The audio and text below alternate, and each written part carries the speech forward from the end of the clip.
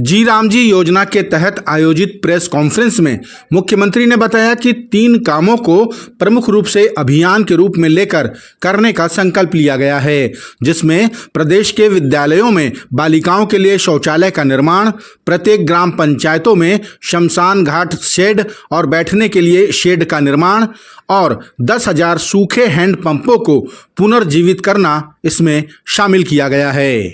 प्रारंभिक स्तर पर 3 काम अभियान के रूप में ले रहे हैं। 15 अगस्त जो स्वतंत्रता दिवस है उससे प्रारंभ करके 26 जनवरी गणतंत्र दिवस 2027 तक ये अभियान के रूप में चलेगा। इसमें एक तो मोर बेटी मोर अभिमान, इसमें प्रदेश भर के जितने भी जो विद्यालय हैं वहाँ पर हमारी बेटियों के लिए, बालिकाओं के लिए शौचालय का निर्माण होगा। उसी तरह से जितने भी ग्राम पंचायत हैं और जहाँ पर शमशान शेड की आवश्यकता है वहाँ पर शमशान शेड और बैठने के लिए भी एक शेड, इसका निर्माण होगा। और 10,000 से ज़्यादा ड्राई हैंडपम्प हैं उसको फिर से पुनर्जीवित करने के लिए उस पर भी काम होगा।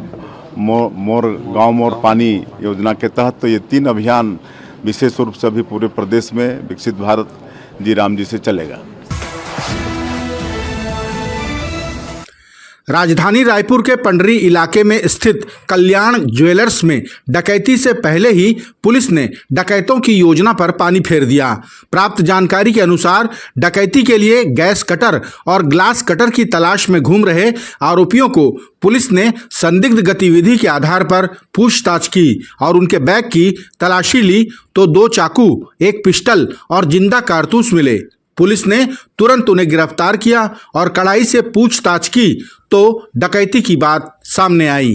के लिए अभी से तैयारी नहीं चल रही थी, इससे 2 महीने पूर्व से भी रेकी हो चुकी थी।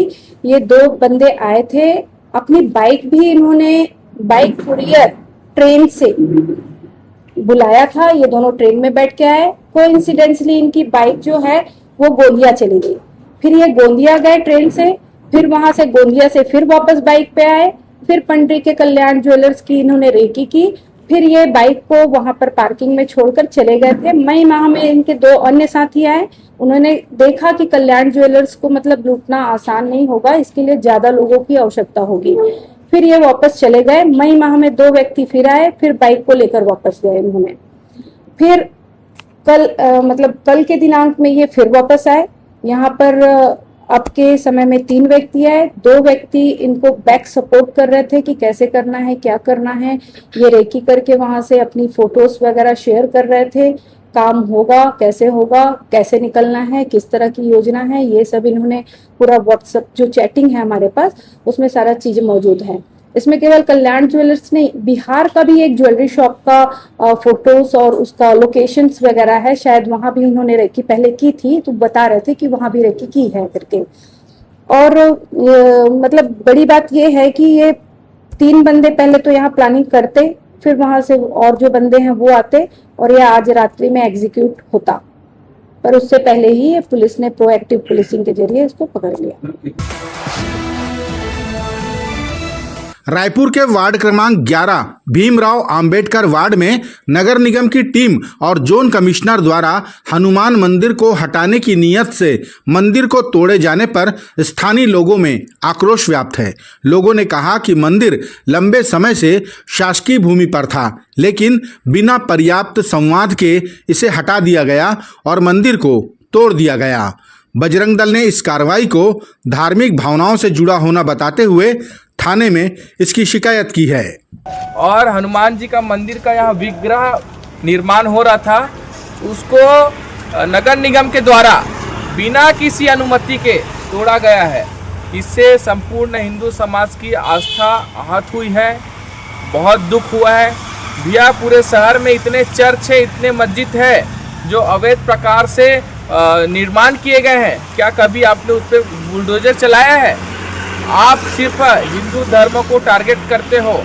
इससे पूरे संपूर्ण हिंदू समाज की आस्था आहत हुई है।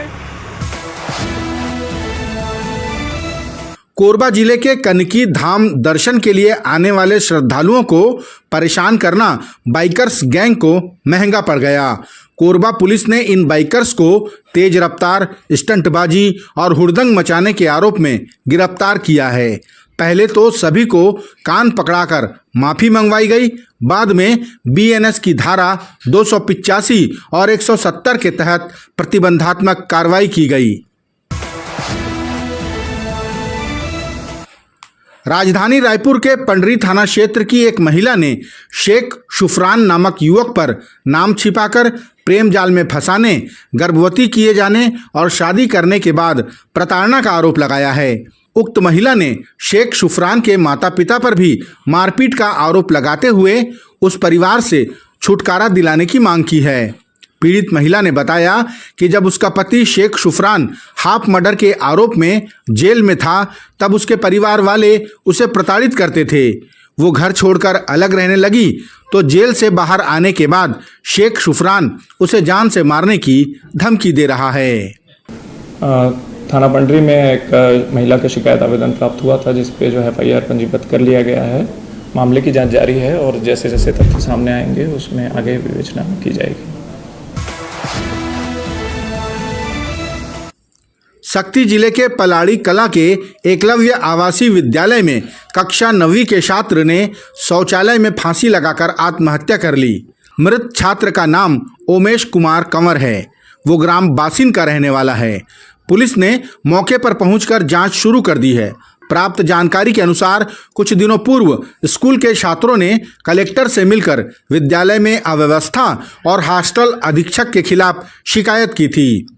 परिजन इस घटना को हॉस्टल अधीक्षक की प्रताड़ना के कारण किया जाना बताते हुए तत्काल उसके खिलाफ कार्रवाई की मांग कर रहे हैं।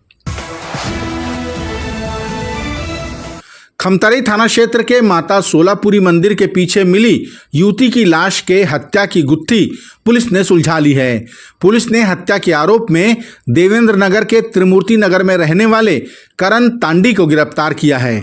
उसने स्वीकार किया कि वह मृतका के चरित्र पर संदेह करता था, जबकि वह स्वयं उससे प्रेम करता था। लेकिन कुछ दिनों से मृतका अपने घर से बाहर थी, जिसे लेकर करण तांडी को शक था कि मृतका उसे धोखा दे रही है। पुलिस ने आरोपी के खिलाफ बीएनएस की धारा 103(1) के तहत मामला दर्ज कर उसे हिरासत में ले लिया है। गरियाबंद जिले के फिंगेश्वर ब्लॉक में कोसम खूटा मिडिल स्कूल में बच्चों को टंकी में पानी चेक करने के लिए छत पर चढ़ा दिया गया। बिना सीढ़ी के दीवार के सहारे बच्चे छत पर चढ़े। छत से लगकर बिजली का हाई टेंशन तार गुजरा है। ऐसे में कभी भी कोई बड़ा हादसा हो सकता था। बताते हैं कि बच्चों को छत पर चढ़ने का आदेश प्रधान पाठक सुशील दीवान ने दिया था। प्रधान पाठक की इस हरकत ने स्कूल प्रशासन पर गंभीर सवाल खड़े कर दिए हैं।